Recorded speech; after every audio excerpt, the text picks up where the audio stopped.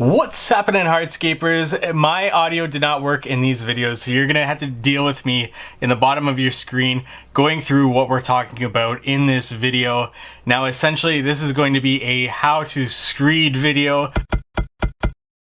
For this walkway, it is a raised walkway. So we're gonna start here by adhering our caps. So essentially we measured equal distances away from that foundation to set up a string line to the back of these caps. We need 26 inches from the foundation to the back of the caps in order to be able to lay our pavers. So that 26 inches gives us enough room to get 2 rows of pavers in here. So we lift up those caps, adhere them, put them back down, and give them a little bit of time to cure before we go ahead and we start our screeding. When we're screeding, we're using 1-inch steel pipes.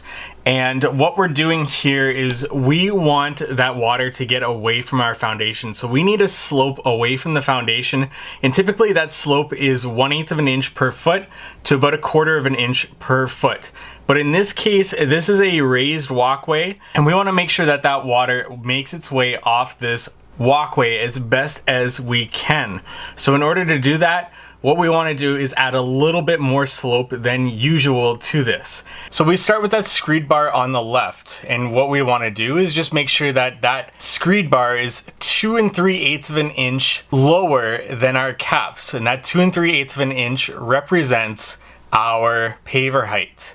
So we can double check this by putting our paver on top and seeing that our paver, when laid, will equal the height of our wall caps. And actually slightly higher, so we'll go about 1/8 of an inch higher to ensure that that water makes its way off and runs off the top of the cap and down into that soil. So with that checked at the top of the screed bar, we can then check at the back of this same screed bar to make sure that it's essentially level going across. So our screed bars are level from front to back, but they won't be level from screed bar to screed bar in this case. That's just because the retaining wall is level, so our walkway will be level front to back, but it won't be level from side to side.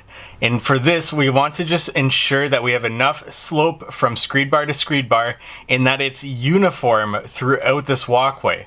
So one way we can do this is we can add a string line and just measure down from that string line to our screed bar 2 3/8 of an inch, as long as that string line represents a slope. So we're increasing that slope as we get to the foundation. In this case, what I did was I just added a little bit of a slope by offsetting my bubble and essentially just memorizing that bubble where that offset is. It's about 1/3 of an offset on the bubble, and I'm just going to make that uniform throughout this walkway.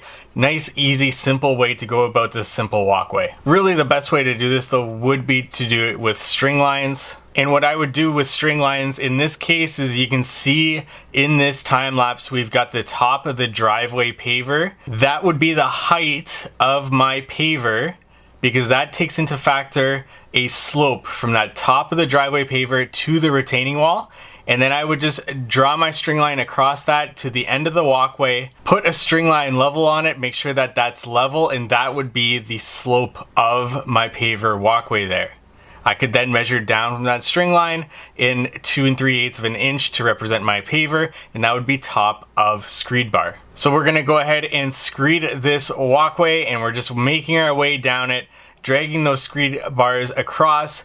Usually it's better to have more than 2 screed bars and to be able to run as much as possible here, but here we are using an HPB or 1/4 inch clean stone angular crushed, and we're just filling in the areas between the screed bars and off to the sides of the screed bars, and then just pulling back with a level, continuing that through the entire walkway. When it comes to removing those screed bars, there will be voids there, and those do need to be filled in. We cannot go without filling those in because that will introduce some settling in the future. We just want to make sure that we have a nice, smooth, consistent surface throughout this space. So with this screeding completed, we can go ahead, take a look at the screed bed, fill in those voids that were left by those screed pipes, and double check our levels at the dry driveway as well as at the step cap. Now this should already be accounted for. We really shouldn't need to do this, but in this case, if we really wanted to, we could lay a paver in there, double check that our height is at the level that we want it to, and then we need to account for this rock faced wall because it's rock faced on both sides. So that rock face may bulge out into the walkway area and not allow us to lay a straight line. So just in case, we can run our saw along that rock face, get it down a little bit so that we can ensure a straight line, and then we want to make sure that we know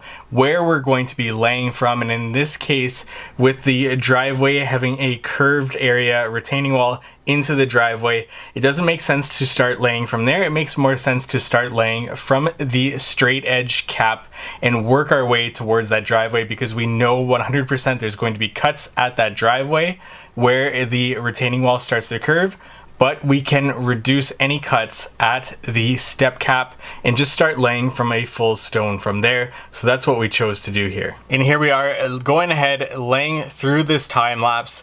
It's a small walkway, 26 inches wide, and it's only about 15 feet to 20 feet long here. So this is a nice easy run, and we are just leaving our cuts along the downspout area and the hydrometer for later, and just continuing on with full pavers. So you can see there we got the driveway height, we're matching that driveway height, and it still has that slope going down to that retaining wall. And as we start to complete this laying, we come to an area at the driveway which needs a little bit of work, and that's just because the driveway is sloped but our retaining wall patio is level.